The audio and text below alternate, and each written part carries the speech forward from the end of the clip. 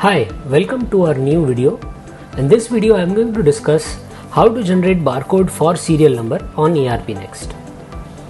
So in this video I'll cover a brief background on serial number and barcodes. What are the advantages of using barcode for serial number and how to generate and print barcode for serial numbers on ERP Next. So on ERP Next there is a beautiful feature available where you can auto generate serial numbers for various items, but businesses would often like to generate and print these barcodes and stick it on their product, which is the missing link right now. So we've tried to fill that gap with use of certain Python libraries, and I'll get into the process shortly. So here are the advantages of printing barcodes for serial numbers. First of all, it makes it easier to record barcode numbers on various documents like delivery notes or purchase receipts. The warehouse people just have to scan the barcode numbers and the numbers are recorded on the document without any errors. Next is, if you record the serial numbers correctly, it improves traceability, and if the traceability improves, it improves the claims process. So you will not get an item which is out of warranty that will be claimed as under warranty, because each serial number can now be tied up to a particular warranty. Now let us take a look at what is the process for generating and printing the barcode. So the first step is to generate barcode for respective serial numbers. So in order to do that, we've used the Python barcode library. So what you will do is just pass the serial numbers programmatically and use a function in the library to generate barcodes. Then the next step is to add text.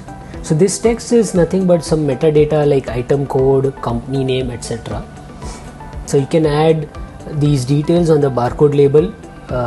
You can write custom functions and fetch that data and just add it to the label. Next, we've used HTML to do the layouting of these labels. So based on the sheet, barcode label sheet that you are going to use, you will need to lay out these barcodes in sort of arrays so that multiple barcodes are printed on one single label sheet. So we've used HTML for that. Our experience has been that HTML gives a better output rather than using any Python functions or any Python library functions to do the layouting. Then next, we converted this HTML to PDF using PDFKit library. Then we stitched these multiple PDFs into one single PDF using PyPDF2 library.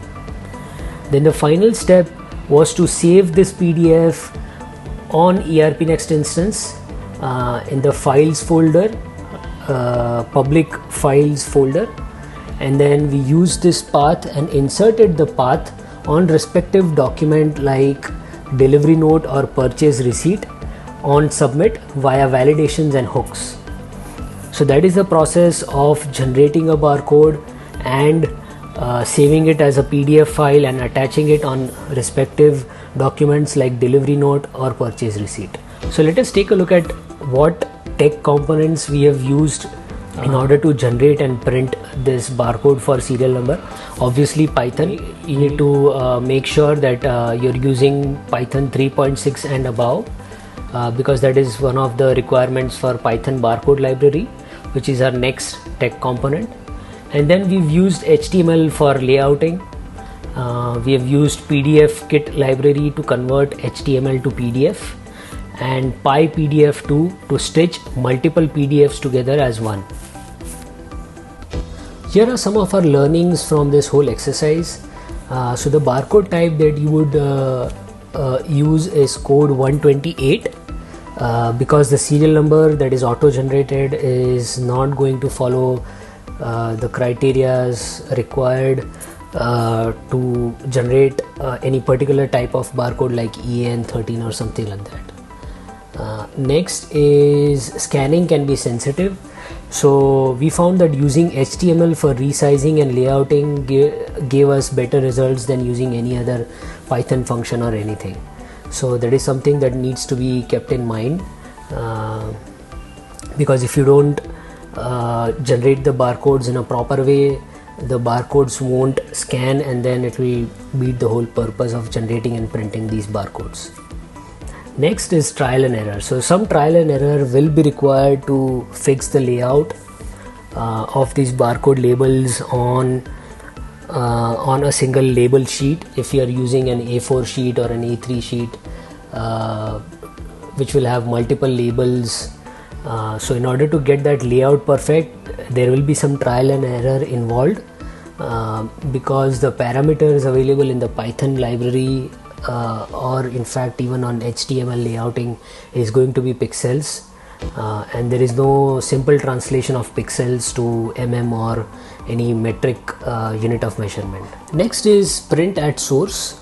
So it is better to generate and print these barcodes at source rather than doing it via some separate doc type or some other interface.